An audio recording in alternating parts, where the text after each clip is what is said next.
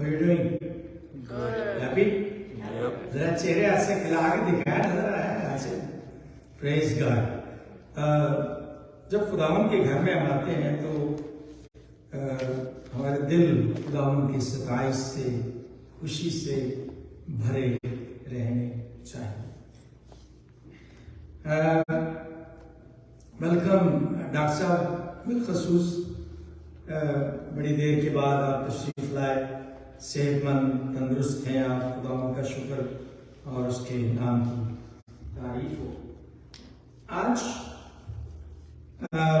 کلیسیائی calendar کے مطابق تو آج عید پینتیکوسٹ کا دن ہے اور چرچز میں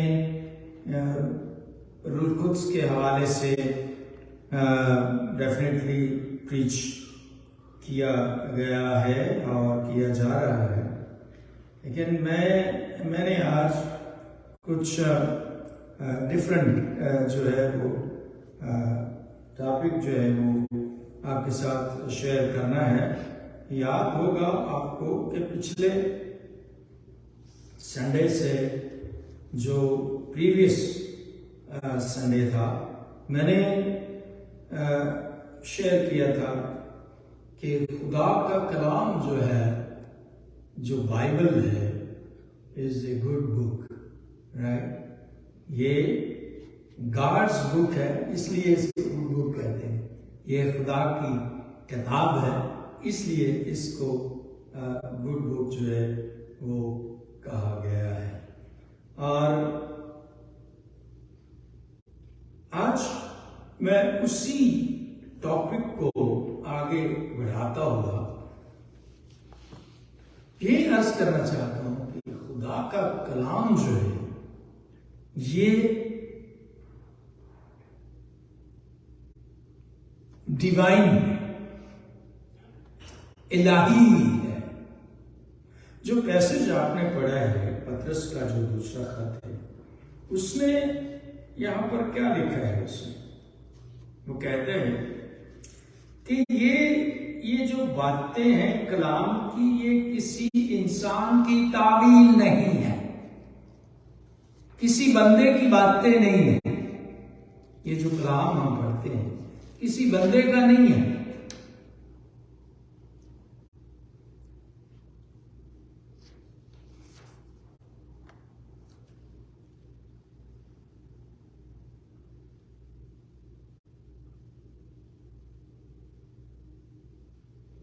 یہ 20 میں لکھا ہے، یہ جان لو، یو مسٹ نو کہ کتاب مقدس کی کسی نبوت کی بات، اس کے جو پیجز ہیں اس کے اندر کوئی بھی نبوت، پروفیسی کی کوئی بھی بات جو ہے وہ کسی کے ذاتی اختیار پر موقوف نہیں ہے، کیونکہ نبوت کی کوئی بات آدمی کی خواہش سے کبھی نہیں ہوئی، بلکہ آدمی روح القدس کی تحریک کے سبب سے خدا کی طرف سے بولتے تھے. یہ خدا کا کلام جو ہے اس کو ایسے ہی نہ سمجھیے. یہ ڈیوائن ہے، یہ الہی ہے، یہ انسپائرڈ ہے، تحریک سے لکھا گیا. مطلب یہ کہ روح القدس کی تحریک سے کلام مقدس جو ہے یہ وجود میں آیا ہے.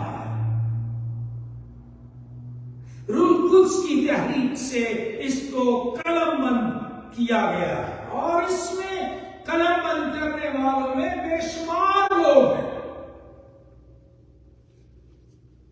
علیحدہ زندگی کے شعبوں سے ان کا تعلق ہے، جنہوں نے یہ کلام تحریر کیا، قلم بند کیا. کچھ لوگ نبی تھے، کچھ لوگ بادشاہ تھے،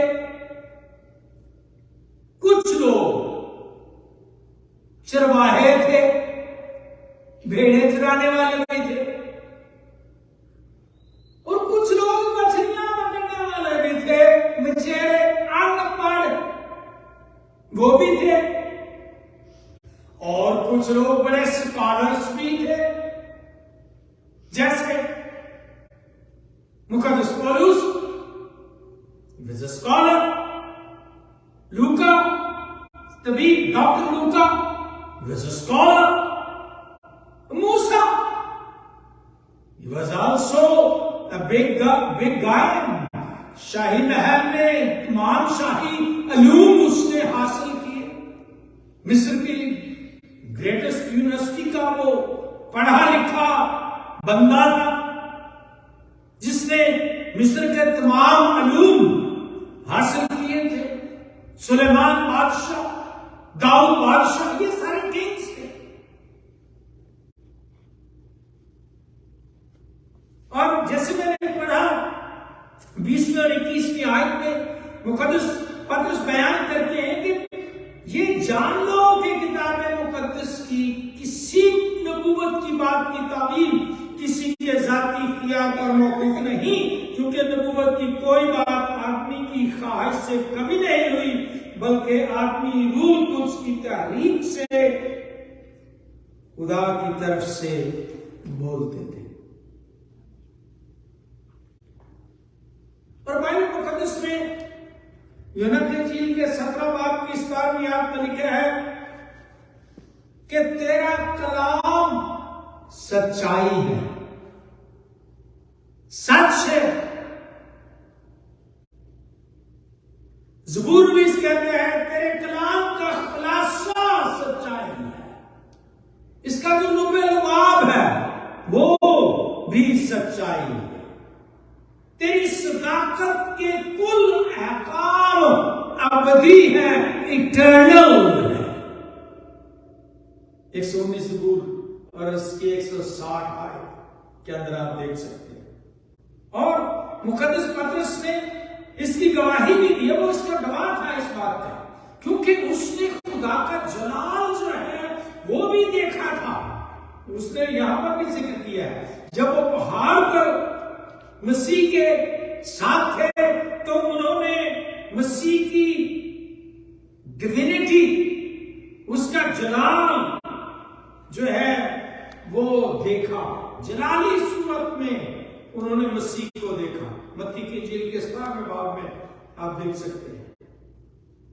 دوسرے لفظوں میں مقدس پطرس کہہ رہا ہے کہ بائبل کوئی سنی سنائی کہانیوں پر مشتمل نہیں ہے، جیسے ہم کیا ایک بیوی ایک گلی گل سنتی تو دوسری نے سناتی تے تیسری نے گل وکری کی سنی سنائی ہے نا، سارا دن فون دے اوتے فیس بک دے اوتے سن کے گلاں دے ادھر سنا تے ادھر سن کے ادھر سنا، یہ سنی سنائی گلیں ہیں، یہ سنی سنائی ٹیک ٹاکس ہیں، رائٹ، یہ سنی سنائی باتیں ہیں، پر یہ خدا کے کلام کی باتیں کوئی سنی سنائی باتیں نہیں ہیں، یہ کوئی سنی سنائی کہانیاں نہیں ہیں۔ بائبل جو ہے یہ خدا کے منہ کی باتیں ہیں اور سچی باتیں ہیں، سچی باتیں ہیں۔ It is confirmed by eyewitnesses، گواہوں نے اس کی گواہی دی ہے۔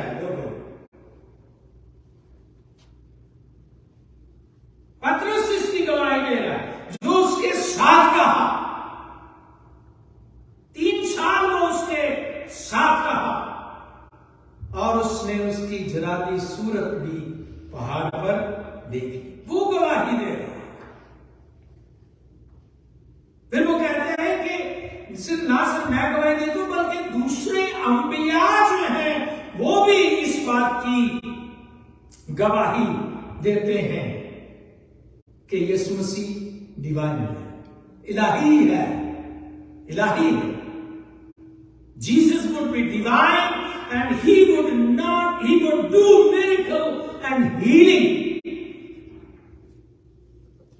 اور 40 سے زائد مختلف شخصوں نے مختلف زبانوں میں مختلف وقتوں میں مختلف خطوں میں خدا کے کلام کو قلم بند کیا ہے، پر پھر بھی اس کا تانا بانا ایک ہی ہے. تھنک کریں، یہ ڈیوائن ہے. کوئی بندہ کدھر بیٹھا ہوا، کوئی کدھر بیٹھا، کوئی کسی سال میں تھا، کوئی کسی صدی میں تھا، لیکن وہ ساروں کی جو ٹیچنگ ہے، جو کلام ہے، وہ ایک دھاگے ایک لڑی کی طرح ملتی ہے. یہ ہے خدا کے کلام کی خوبصورتی. آج ایک بندہ کوئی تحریر کرتا ہے، کوئی کچھ تحریر کرتا ہے، وہ ڈفرنٹ ان کے خیالات ہوتے ہیں، رائٹ. ایک ہی بات کو مختلف لوگ مختلف طرح سے بیان کرتے ہیں، ان کے اندر کوئی ربط نہیں ہے. لیکن یہ 40 مختلف لوگوں نے مختلف وقتوں میں تحریر کیا، پر ایک ہی بات جو ہے وہ ایک سرے سے دوسرے سرے تک ملتی ہے. یہ ڈیوینٹی کا کام.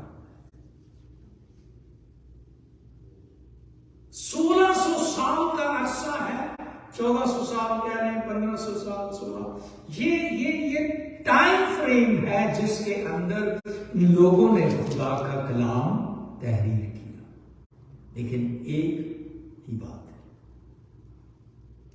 ایک ہی سبجیکٹ، کامن سبجیکٹ ہے، ایک ہی بات کو بول رہے ہیں. پھر دوسرے تیموتھیوس کے خط کے 3 باب کی 16ویں اور 17ویں آیت میں بھی لکھا ہے کہ ہر ایک صحیفہ جو ہے وہ خدا کے الہام سے ہے. تعلیم کس لیے ہے؟ تعلیم اور الزام اور اصلاح اور راست بازی میں تربیت کرنے کے لیے فائدہ مند بھی ہے. یہ ہماری اصلاح کرتا ہے، ہماری کریکشن کرتا ہے، ہماری تربیت کرتا ہے. آج جب کوئی ایسا سبجیکٹ ہو، ایسی کوئی بات کہہ دے تو وہ بندے لوگ گرجی نہیں آتے یا پادری نہیں کر دیتے، پادری سب لاوا کے پہلا کرتے. ہم کریکشن نہیں برداشت کرتے. یہ کلام ہماری کریکشن کرتا ہے، ہماری تربیت کرتا ہے، ہماری اصلاح کرتا ہے، ہمارے الزام کو جو جس کے اندر ہم ہوتے ہیں اس کو وہ دور کرتا ہے. اس لیے تاکہ مرد خدا کامل بنے اور ہر ایک نیک کام کے لیے بالکل تیار ہو جائے. یہ ہمیں تربیت اس لیے دیتا ہے تاکہ ہم نیک کام کے لیے تیار ہوں، بدماشی کرنے کے لیے تیار نہ ہو، جوا کھیلنے کے لیے تیار نہ ہو، سٹا لگانے کے لیے تیار نہ ہو، نیک کام کرنے کے لیے تیار ہو. اس لیے ہمیں یہ تیار کرتا ہے خدا کا کلام. کامل بنے اور ہر ایک نیک کام کے لیے تیار ہو جائے. موجودہ زمانے میں آپ گوگل کر کے دیکھ لیں، بائبل مقدس دنیا میں سب سے زیادہ فروخت ہونے والی کتاب ہے اور سب سے زیادہ پرنٹ ہونے والی کتاب ہے. گینیسس جو کیا وہ گینیسس بک جو تھی، گینیس بک جو ہے اس کے مطابق ورلڈ ریکارڈ جو ہے اس کے مطابق 5 بلین جلدیں کاپیز جو ہیں وہ دنیا میں فروخت ہو چکی ہیں. کلام مقدس 5 بلین.